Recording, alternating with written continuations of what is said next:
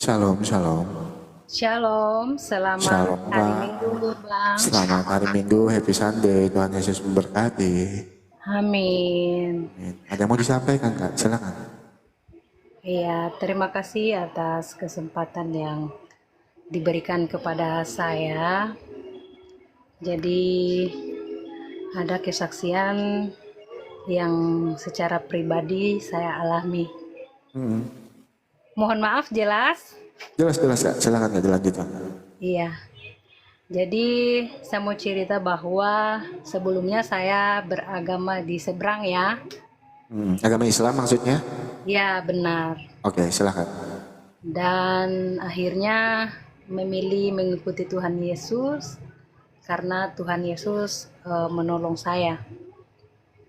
Jadi saya mau cerita prosesnya, proses Tuhan Yesus menolong saya itu jadi dari 2013 itu sampai 2022 itu saya sakit terus menerus dan tidak sembuh-sembuh. Jadi seberapa lama pun saya berobat sama dokter, hampir setiap minggu, kadang di infus terus, tetapi itu juga tidak membuat saya jadi sembuh. Dan kemudian setelah tahun 2022 saya bisa dibilang sudah sakratul maut ya. Jadi waktu itu seperti ada bisikan masuk ke telinga saya untuk minta tolong sama Tuhan Yesus. Jadi prosesnya waktu itu saya langsung mengucapkan bahwa Tuhan Yesus tolong saya, Tuhan Yesus ampuni saya. Itu kata-kata yang sering saya ulangi waktu itu waktu sudah sakratul maut. Dan kemudian 2 minggu lebih kemudian saya mimpi, dan mimpi ini yang mengubah saya 100% untuk mengikuti Tuhan Yesus. Waktu itu saya mimpi di kamar saya ada Tuhan Yesus malam-malam nih.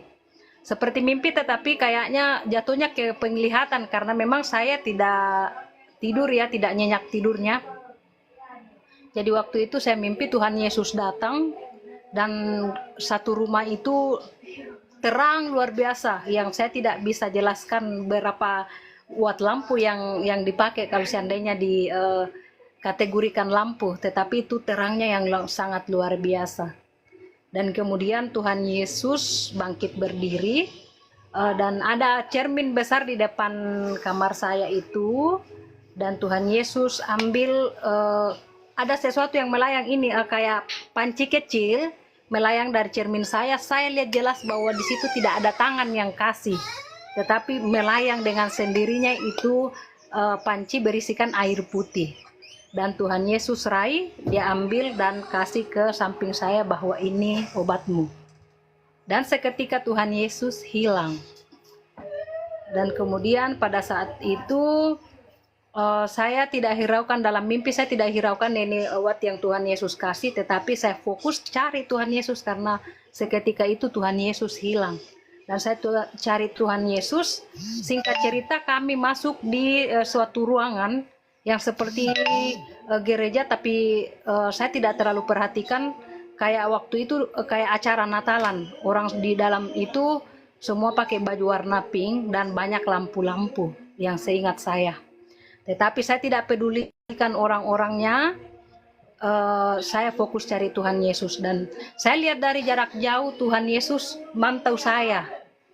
Tuhan Yesus masih ngelihat saya dari jarak sekitar berapa meter begitu.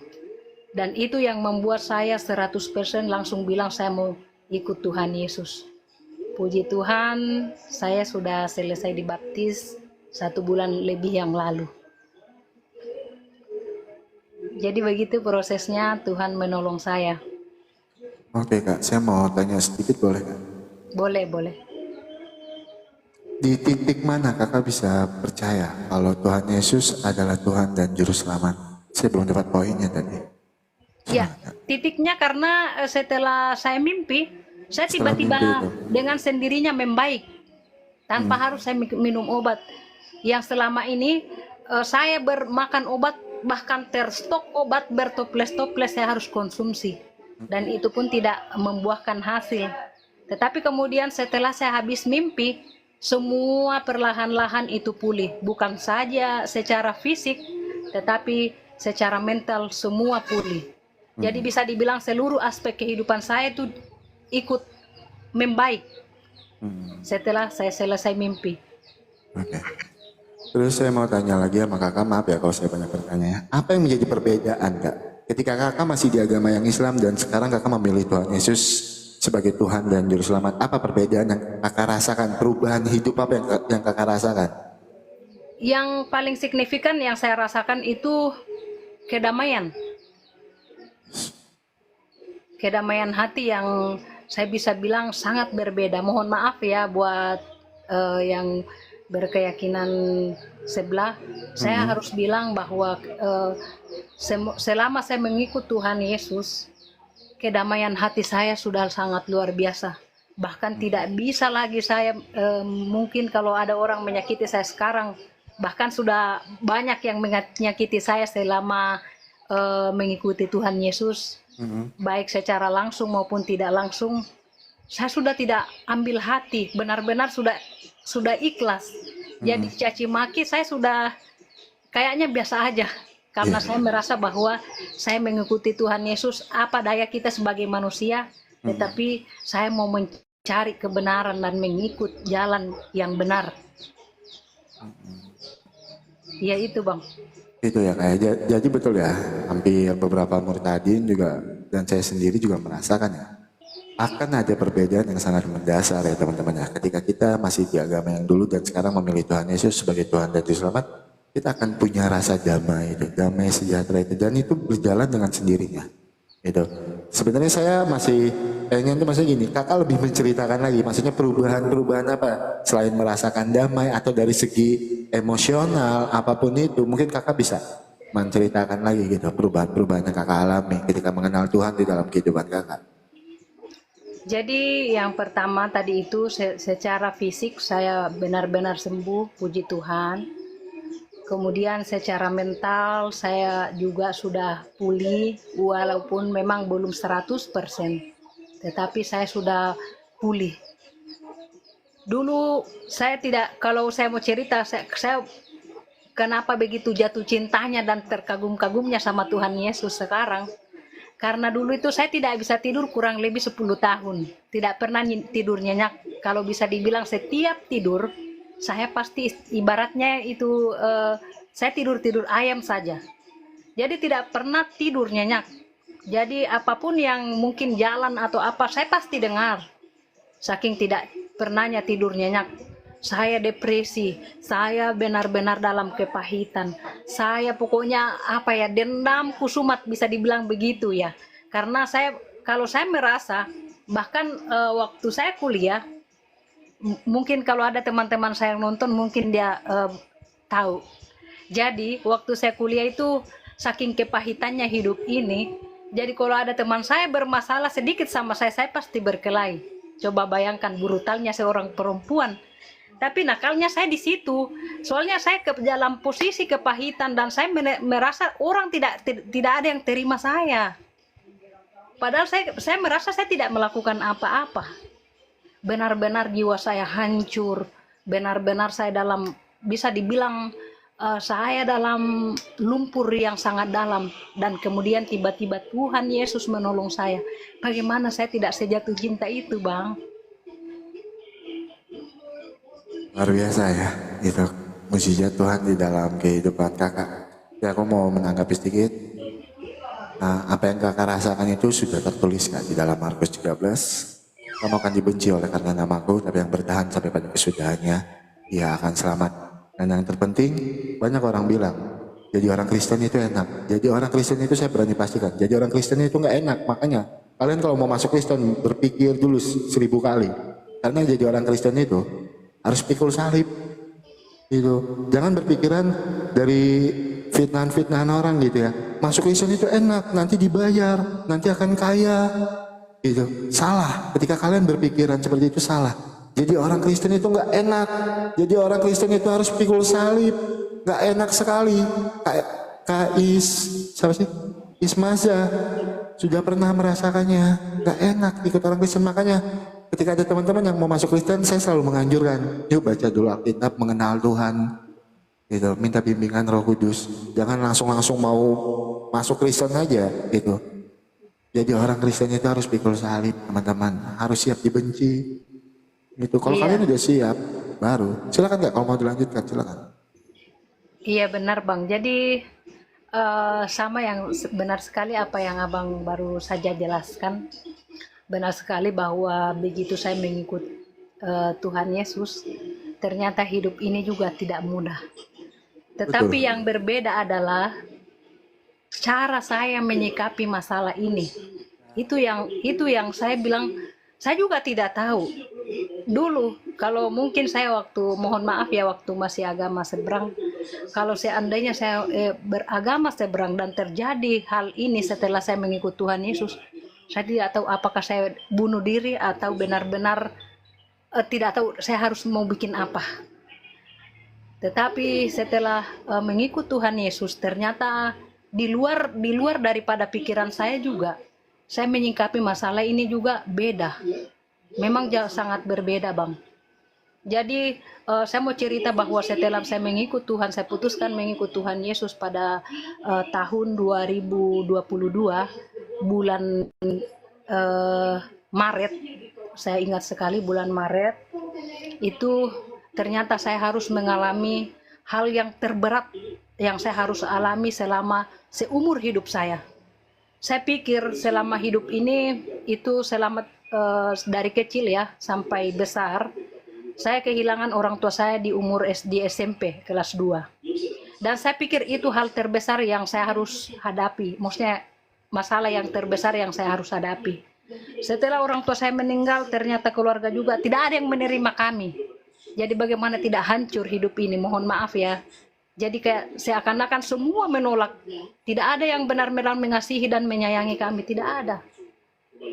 Tetapi setelah Tuhan Yesus menolong saya, di situ saya merasakan kedamaian yang luar biasa. Dan kemudian terjadi hal yang paling berat. Terjadi hal yang paling berat lagi yang saya harus hadapi selama saya hidup. Saya pikir ini yang paling terberat karena saya pikir kehilangan mama itu yang paling terberat, ternyata salah. Ini yang paling terberat. Karena selama ini saya menjadi orang tua buat adik-adik saya berusaha membuat mereka, mengurus mereka supaya kita bisa tumbuh bersama, berjuang bersama. Tetapi apa yang terjadi? Tuhan Yesus, maksudnya Tuhan mengambil dia. Bagaimana saya tidak sehancur itu, guys? Aduh, saya tidak tahu. Tetapi saya menyikapi masalah itu, saya ikhlas. Saya tidak tahu kenapa bisa saya ikhlas itu. Saya pikir bahwa saya sadar bahwa ini karena ketetapan Tuhan, bukan karena kemauan saya. Kalau kemauan saya, pasti saya bilang, Tuhan tolong jangan ambil adik saya. Bahkan saya menangis di saat adik saya menderita sakit pada saat itu. Di situ saya mendekatkan diri benar-benar sama Tuhan. Saya fokus baca Alkitab dan sampai selesai saya baca Alkitab, baru adik saya meninggal. Dan cara menyikapi maksudnya ujian ini, pergumulan ini itu beda. Saya ikhlas. Padahal itulah ujian paling terberat yang pernah saya alami seumur hidup.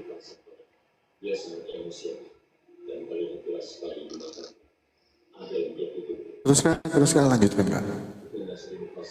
Ya begitu Bang, jadi kayak aduh mau cerita apa ya, bahwa saya mau pesan buat teman-teman yang sempat hadir di live ini, bahwa percaya Tuhan Yesus sepenuhnya dengan 100%, bahkan kalau bisa lebih. Kenapa demikian? Karena saya alami pribadi teman-teman bahwa selama ini saya menderita, tetapi saya makan obat itu tidak, mohon maaf, tidak berefek. Dan karena Tuhan Yesus menolong saya, tidak perlu minum obat dan saya sehat.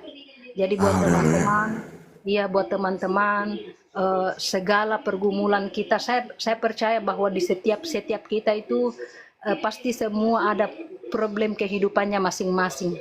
Tetapi saya mau bilang, bahwa selalu andalkan Tuhan di dalam kehidupan kita. Karena Tuhan Yesus sangat dahsyat, hanya satu-satunya Tuhan yang hidup dan hanya satu-satunya Tuhan yang mampu menolong kita. Haleluya. Betul ya apa yang Kak Isma bilang, dua orang benar besar kuasanya. Yuk percaya sama Tuhan, kebaikan Tuhan nyata di dalam kehidupan kita semua. Kak Isma pernah merasakan, saya pribadi pernah merasakan, bahkan anak-anak Tuhan yang lain pernah merasakan. Mujizat Tuhan itu nyata sampai detik ini dalam kehidupan kita semua. Luar biasa, kita punya Tuhan yang sangat setia, kita punya Tuhan yang sangat mengasihi. Berulang kali saya bilang ya, di luar Tuhan Yesus itu tidak ada keselamatan. Tapi ketika kamu percaya Tuhan Yesus itu sebagai Tuhan dan Juru Selamat, maka hidupmu akan terberkati. Carilah dulu kerajaan Allah, maka semuanya akan ditambahkan kepadamu. Gitu. Silakan kalau ada teman-teman yang lain yang ingin bersaksi tentang kebaikan Tuhan, silakan. Kakak Isma, gimana ceritanya ini Bang Hos? Maaf, gabung ya. Itu jadi Kak Isma ini murtadin, beliau memilih Tuhan Yesus sebagai Tuhan dan Juru Selamat karena kebaikan Tuhan, mujizat Tuhan nyata di dalam kehidupan Kak Isma.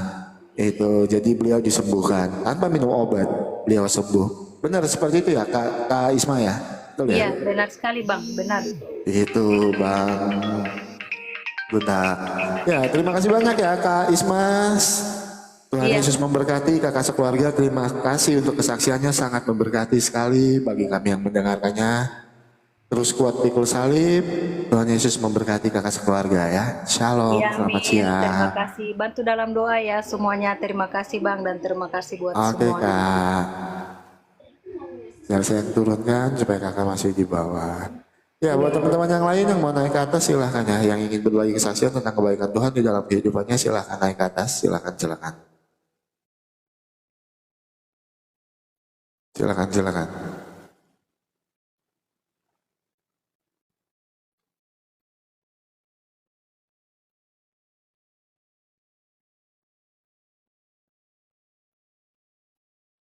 Silakan buat teman-teman yang mau berbagi kesaksian tentang kebaikan Tuhan di dalam kehidupannya silakan naik ke atas. Silakan.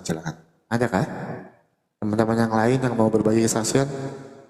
Tuhan Yesus memang luar biasa. Yes, kita punya Tuhan yang sangat luar biasa. Makanya orang mau bilang Tuhan Yesus itu sebagai utusan, orang mau bilang Tuhan Yesus itu bukan Tuhan, orang mau bilang seperti apapun tentang Tuhan Yesus tuh nggak usah didengarkan, gitu. Karena kita orang Kristen akan lebih paham, gitu. Kita orang Kristen akan lebih mengerti. Itu mereka itu cuma ingin menjatuhkan dari iman ke Kristenan aja. Walaupun narasinya bagus, narasinya ujung-ujungnya sama, menjatuhkan iman ke Kristenan. Luar biasa ya Bang Hos, cara Tuhan memiliki anak-anaknya supaya bersorak-sorai Bang Hos. Yes, haleluya.